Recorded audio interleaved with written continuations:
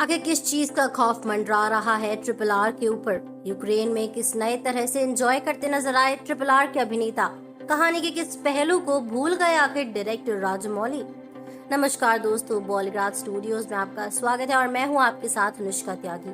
Entertainment industry उन व्यवसायों में से है जिन्हें महामारी के कारण अधिक नुकसान हुआ है।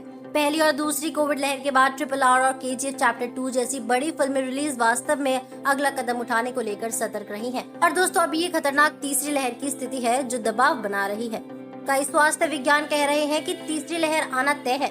उसी के संकेत दिखाई दे रहे हैं क्योंकि कोविड मामले कुछ इनकंसिस्टेंट स्पाई दिखा रहे हैं। अब भले ही दोस्तों राज्य सरकार और केंद्र सरकार तीसरी लहर से लड़ने को तैयार है, लेकिन इसका असर एंटरटेनमेंट इंडस्ट्री से पहले भी देखने को मिल चुका है। ये बहुत स्पष्ट है कि जब तक कोविड की स्थिति पूरी तरह से समाप्त नहीं हो जाती, तब तक थिएटर 50% ऑक्यूपेंसी पर काम करेंगे। कुछ राज्यों ने सिनेमाघरों को फिर से खोल दिया है, लेकिन दोस्तों प्रतिबंध बहुत अधिक है। KGF चैप्टर 2 और RRR जैसे दिग्गजों के मेकर्स के लिए ऐसी स्थिति वाकई चिंताजनक है।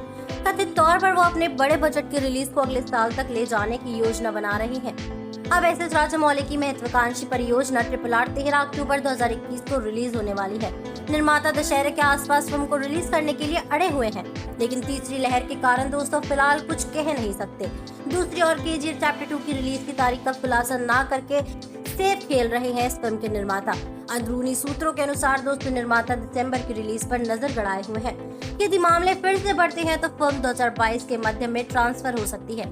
लेकिन चाहे थर्ड वेव आए या फोर्थ, RRR की टीम अपनी शूटिंग खत्म करके ही इस बार दम लेगी। ये तो आपको मालूम ही है कि टीम यूक्रेन में शूटिंग कर रही है, लेकिन क्या मोड़ लिया है इस शूटिंग ने? चलिए ये भी जान लेते हैं। अब भाई MM कीरवानी के आकर्षक गाने की बदौलत निर्देशक एस राजामौली की RRR पहले से ही काफी धमाल मचा रही है। हाल ही में निर्माताओं ने दोस्ती नाम का एक खूबसूरत ट्रैक जारी किया है, जिसने श्रोताओं का ध्यान खींचा। निर्माता वर्तमान में यूक्रेन में फिल्म की शूटिंग कर रहे हैं और दोस्तों अक्सर शूटिंग की झलकियों को साझा करने के लिए सोशल मीडिया का सहारा ले रहे हैं। RRR फिल्म के आधिकारिक इंस्टाग्राम हैंडल पर पोस्ट की गई एक छोटी क्लिप में जूनियर NTR यूक्रेन में एक कार में यात्रा करते हुए अपने सह कलाकार यानी कि रामचरण के साथ दोस्ती के गाने पर थिरकते हुए दिखाई दे रहे हैं। भीम और रामराजू ने #दोस्ती गीत #RRR मूवी पर ताली बजाई। गाना सुनते हुए अपना और अपने दोस्त का वीडियो पोस्ट करें और हमें टैग करें #नतपू #प्रियम। वहीं दोस्तों आज सोशल मीडिया की ही बदौलत हमें अपनी चहेती फिल्मों के बारे में सबसे पहले खबर मिल जाती है और इसी सोशल मीडिया का फिल्म इंडस्ट्री खूब फायदा उठा रही है। अब भाई RRR फिल्म से जुड़े मोशन पोस्टर्स लेकर आया, जिसने हर पोस्टर पर किरदारों के बारे में हिंट दे दी।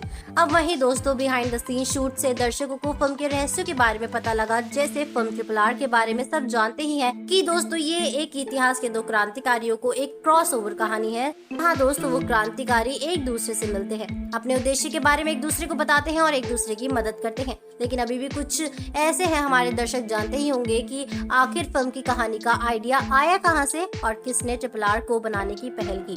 तो दोस्तों आपको बता दें, मशहूर डायरेक्टर राजमौली सिर्फ एक डायरेक्टर ही नहीं है, बल्कि दोस्तों उन्हें आर्टिस्ट कहे तो ज्यादा अच्छा होगा, क्योंकि दोस्तों उन्होंने फिल्मों में अभिनय भी किया है और वो स्क्रिप्ट राइटिंग भी करते हैं।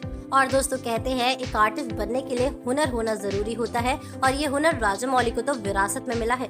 अब जी हाँ दोस्तों, डायरेक्टर के पिता KV विजेंद्र प्रसाद एक मशहूर कहानीकार हैं, जिन्होंने ही बाहुबली की कहानी का निर्माण किया था।